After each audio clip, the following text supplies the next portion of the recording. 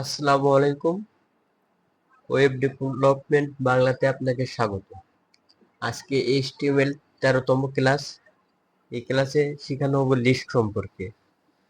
তো আগে লিস্ট হচ্ছিল দু প্রকার, একটা অর্ডার লিস্ট আর একটা আনঅর্ডার লিস্ট। তো চলেন কথা না বাড়িয়ে শুরু করা যাক। তো প্রথম আমরা আনঅর্ডার লিস্ট সম্পর্কে দেখি। আনঅর্ডার লিস্ট লেখার জন্য ইউএল ট্যাগ ব্যবহার করতে হয়। এটি হলো আনঅর্ডার লিস্ট। ইউএল এর ভিতর লিস্ট নেই এখন। এলআই, তারপরে দেই কফি,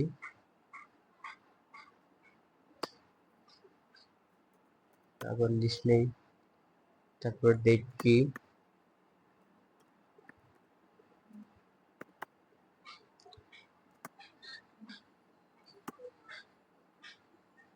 তারপরে লিস্ট নিলাম, তারপরে দেই হচ্ছে মিল্ক।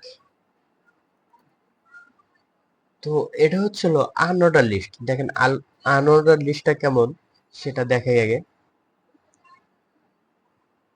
দেখেন এখানে কোনো অর্ডার সিস্টেম নাই, 1 2 3 4 এগুলো নাই। তো সেই জন্য এটা আনঅর্ডার লিস্ট। এবার অর্ডার লিস্টটা দেখে আসি। এটাই আমি হচ্ছিল কপি করি, কপি করলাম, এখানে পেস্ট করি। পেস্ট করার পরে এই যে আনঅর্ডারের কাছে এনে অর্ডার লিস্ট লিখে দেবো, ওএল অর্ডার লিস্ট। তো এখন যদি আবার লাইভ সার্ভার করি, দেখেন এই আনঅর্ডার লিস্টের ক্ষেত্রে কোনো সিরিয়াল মোতাবেক হয় নাই। আর অর্ডার লিস্টের ক্ষেত্রে এই যে একটু জুম করে দেখাই, যে 1 2 3 এরকম ভাবে আসছে। তো এটা হলো আনঅর্ডার লিস্ট আর এটা হচ্ছে অর্ডার লিস্ট। তো HTML লিস্ট হলো দুই ধরনেরই, একটা হলো আনঅর্ডার লিস্ট আর একটা অর্ডার লিস্ট।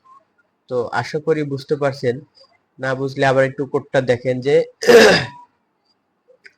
আনঅর্ডার লিস্টের ক্ষেত্রে ইউএল ব্যবহার করতে হবে, আর অর্ডার লিস্টের ক্ষেত্রে ওএল ব্যবহার করতে হবে। এই হলো পার্থক্য। তো সবাই ভালো থাকবেন, সুস্থ থাকবেন, আর বেশি বেশি প্র্যাকটিস করবেন। আল্লাহ হাফেজ।